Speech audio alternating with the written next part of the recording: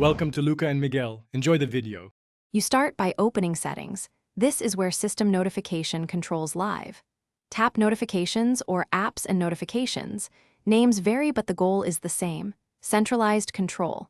Once there, scan the list of apps and services shown. You want to identify high-volume senders first.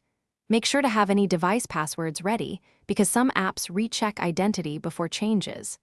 Now select the first app you'll silence, and keep the notifications page open for the next steps. You now customize per app controls so you get only what matters. Tap an app and review its notification categories. Disable entire categories if they are noisy, or toggle the main switch to cut all alerts. For finer control, change sounds, banner types, lock screen visibility, and the badge count. This reduces interruption without losing critical messages. Once done, consider setting Do Not Disturb or a focus schedule to silence everything during meetings or sleep. This balances availability with peace of mind. You finish by applying global rules and verifying changes.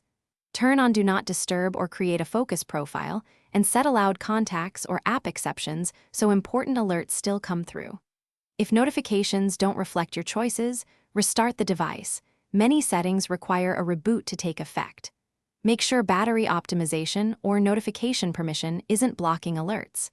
If problems persist, update the app or OS, or reset that app's notification settings. This clears. Thanks for watching, and please subscribe. It's the best investment you'll ever make.